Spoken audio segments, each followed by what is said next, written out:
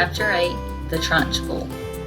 In the interval, Miss Honey left the classroom and headed straight for the headmistress's study. She felt wildly excited.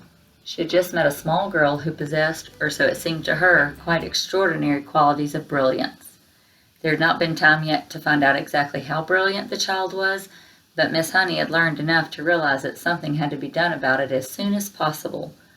It would be ridiculous to leave a child like that stuck in the bottom form. Normally, Miss Honey was terrified of the headmistress and kept well away from her, but at this moment she felt ready to take on anybody. She knocked on the door of the dreaded private study. "Enter!" boomed the deep and dangerous voice of Miss Trunchbull. Miss Honey went in.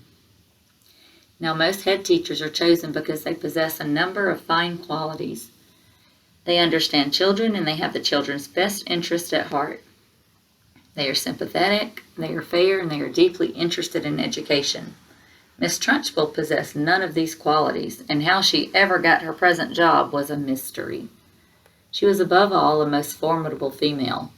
She had once been a famous athlete, and even now the muscles were still clearly in evidence. You could see them in the bull neck, in the big shoulders, in the thick arms, in the sinewy wrist, and in the powerful legs. Looking at her, you got the feeling that this was someone who could bend iron bars and tear telephone directories in half. Her face, I'm afraid, was neither a thing of beauty nor a joy forever.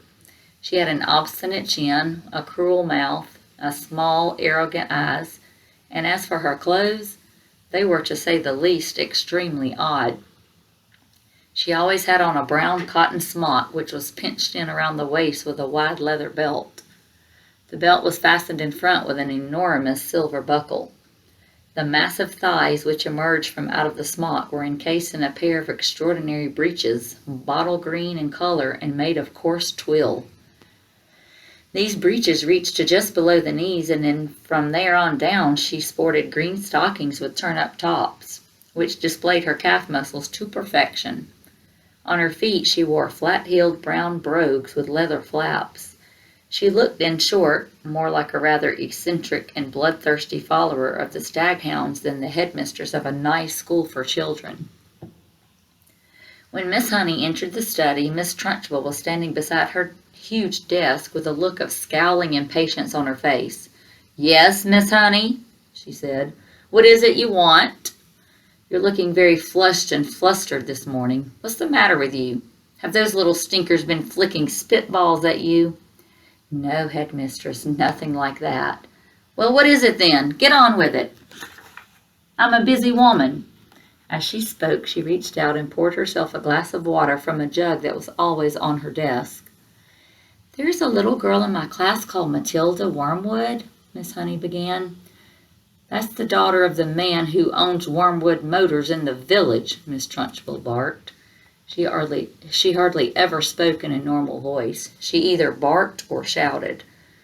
"An excellent person, Wormwood," she went on. "I was in there only yesterday. He sold me a car, almost new, only done 10,000 miles. Previous owner was an old lady who took it out once a year at the most. A terrific bargain. Yes, I like Wormwood, a real pillar of our society. He told me the daughter was a bad lot, though. He said to watch her. He said if anything bad ever happened in the school, it was certain to be his daughter who did it.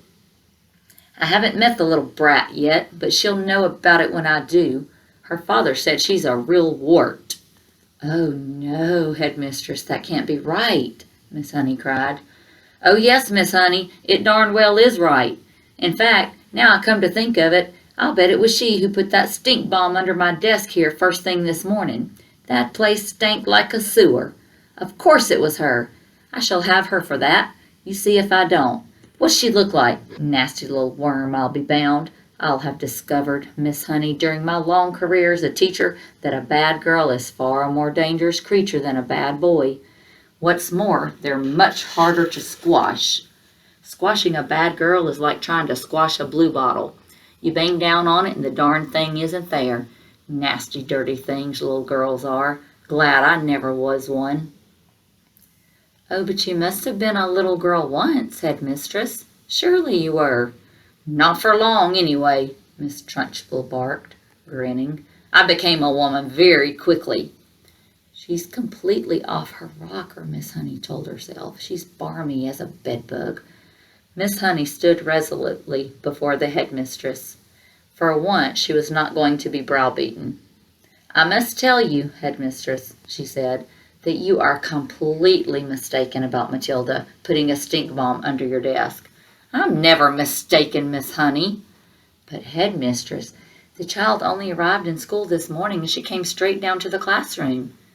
"Don't argue with me, for heaven's sake, woman. This little brute Matilda, or whatever her name is, has stink-bombed my study. There's no doubt about it. Thank you for suggesting it." But I didn't suggest it, headmistress." "Of course you did. Now what is it you want, Miss Honey? Why are you wasting my time?" "I came to talk to you about Matilda, headmistress. I have extraordinary things to report about the child." "May I please tell you about what happened in class just now?"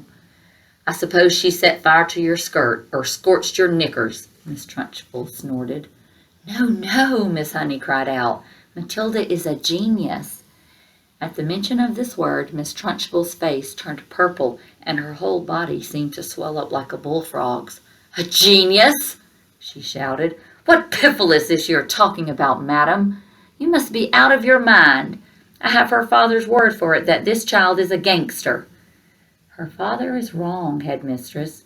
"Don't be a twerp, Miss Honey. You have met the little beast for only half an hour, and her father has known her whole life." But Miss Honey was determined to have her say, and she now began to describe some of the amazing things Matilda had done with arithmetic. "So she's learnt a few tables by heart, has she?" Miss Trunchbull barked. "My dear woman, that doesn't make her a genius. It makes her a parrot." "But, headmistress, she can read." "So can I," Miss Trunchbull snapped. "It is my opinion," Miss Honey said, "that Matilda should be taken out of my form and placed immediately in the top form with the 11-year-olds. "Ha!" snorted Miss Trunchbull.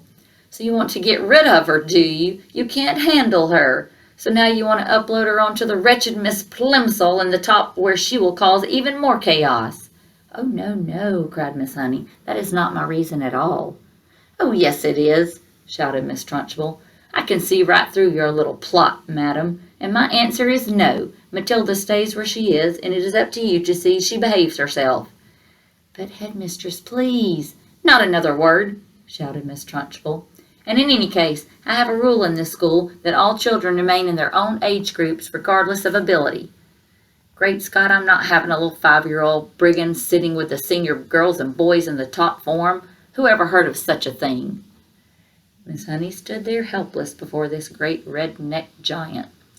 There was a lot more she would like to have said, but she knew it was useless.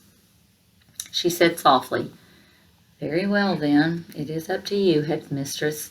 "You're darn right it's up to me," Miss Trunchbull bellowed. "And don't forget, madam, that we are dealing here with a little viper who put a stink bomb under my desk." "She did not do that, headmistress." "Of course she did it," Miss Trunchbull boomed. "And I'll tell you what, I wish to heavens I was still allowed to use the birch and the belt as I did in the good old days. I'd have roasted Matilda's bottom for her so she wouldn't sit down for a month." Miss Honey turned and walked out of the study, feeling depressed, but by no means defeated. "I'm going to do something about this child," she told herself. "I don't know what it will be, but I shall find a way to help her in the end."